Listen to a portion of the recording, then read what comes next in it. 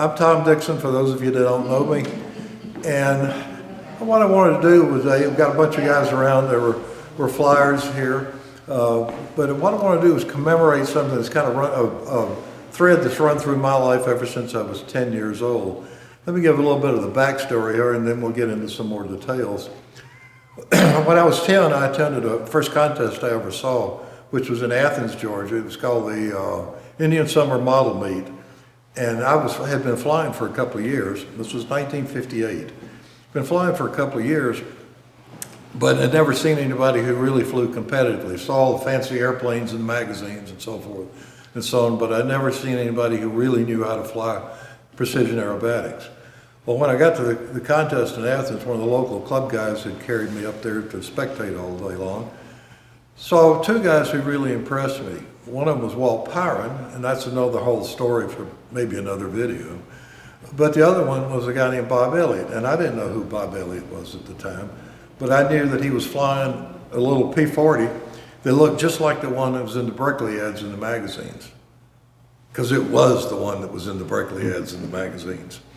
And so that was what inspired me to fly Stunt. I wanted to do what those guys were doing, and went home from that contest, built a profile model of a Yak 9 and tried to make it look like a P-39 like Walt Pyron was flying.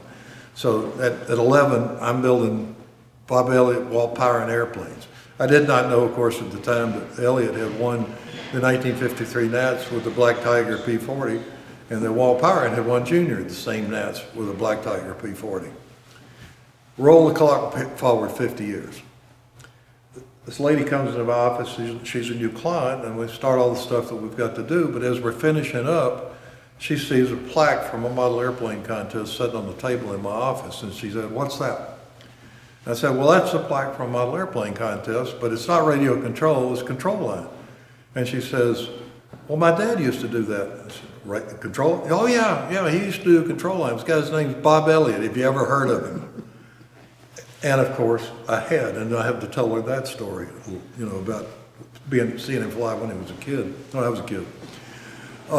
At that same time, Bob Elliott had been inducted in the Pampa Hall of Fame, and they had a big plaque to commemorate that. They didn't know where to send it, so I was able to, thankfully, hook everybody together, get that plaque to the family, and so forth. Okay, nice story so far. A few years later, David Elliott calls me and asks me if I could restore his dad's last airplane. We're cleaning out Mom's house. Could you repair this for it? I'll pay you a lot of money. I said, "I'll be glad to repair it for you, but I'm not taking any money for it." So several years ago, about 10 years ago, we did a restoration job on that airplane, non-flying, presented it to David at the contest, and lo and behold, somebody shows up who's a spectator of the contest. They've got a Black Tiger in the car. They didn't fly it, but they brought it. The t-shirts that were there at that contest, are not for our contest, but they come from Joe Nall, had the Black Tiger. It's the insignia for the first Joe Nall control line contest in South Carolina. So these things keep falling into place in a rather strange way that just seems more than happenstance. And then, just before Thanksgiving last year, about 2 months ago, David calls me up and said, can you cut a Black Tiger kit for me? Well, actually, I already have one in a box. And then he said, well, can you make another one also? Sure. And we got to talking, and he said he wanted to get into flying again. And his 12-year-old grandson, Owen, who's here with us today, was a World War II buff, P-40 buff, and so let's do another airplane that's a bigger one, suited for a modern engine, like the OSFP engine, and that's where this came about. And I'll get back to the airplanes in a little while.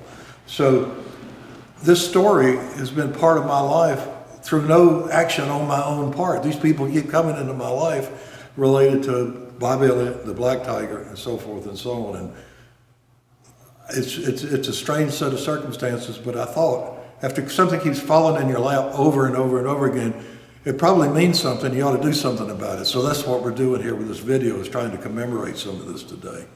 Tom has been very helpful in trying to help us sort of bring back a little bit about, Dad.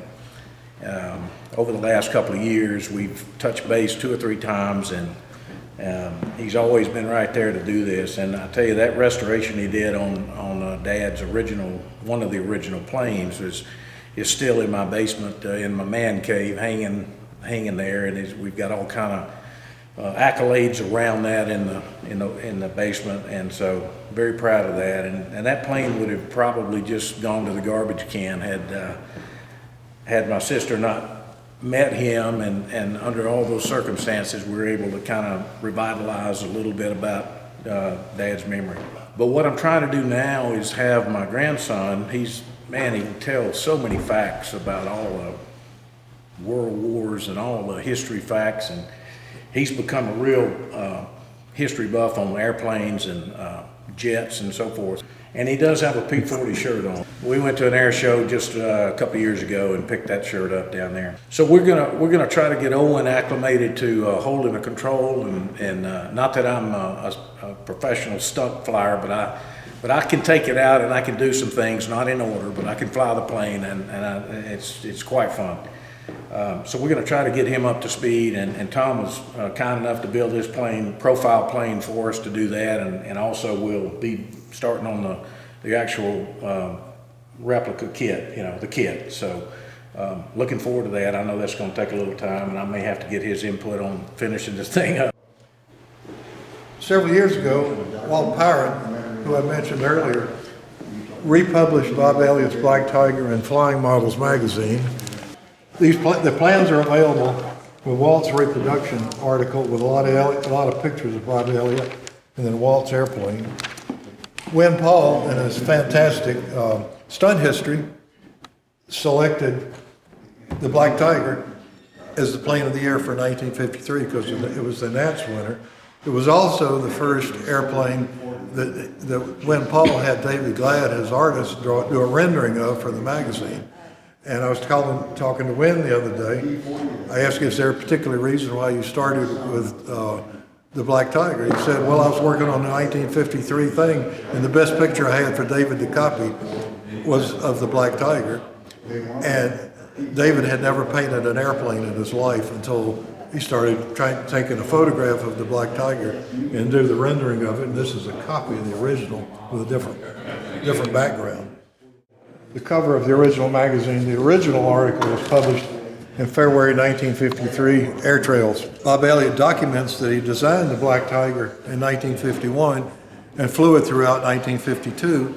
That became an area of controversy several years later when we were trying to get the Black Tiger made official for old-time stunt under John Miss Garden Circle Burners rules, which required an airplane to be published or kitted by January 1, 1953.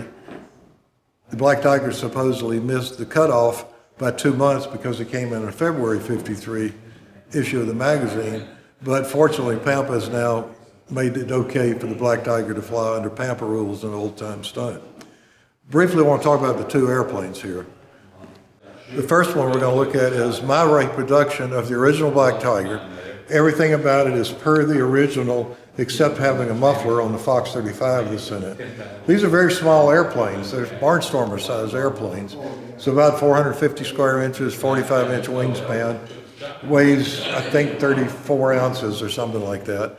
I flew it in the Nats 2 years ago in old time and came in 5th with a worn out Fox 35 that gave me an overrun in the second round, or I might have done better. Neat flying airplane, but it's a bit small by modern standards. So when David contacted me a while back, we decided to do this profile version here. This is basically a 15% scale up, which gives 530 square inches of wing area. It's got an OS 35 FP on it.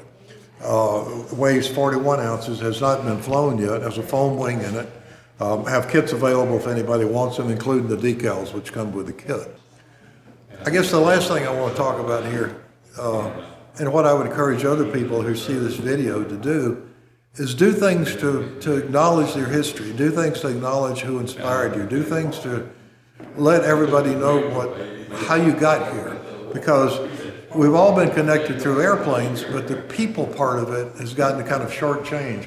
Wynn did a marvelous job putting the technical stuff together from 1946 to 2014 or wherever he had to cut it off. But the people stories of getting excited about something, being inspired by something, that's something we haven't done enough of in this event. And I guess I'm partially propelled by the fact that I don't even know my own father's story in aviation. He learned to fly sometime in the 1930s.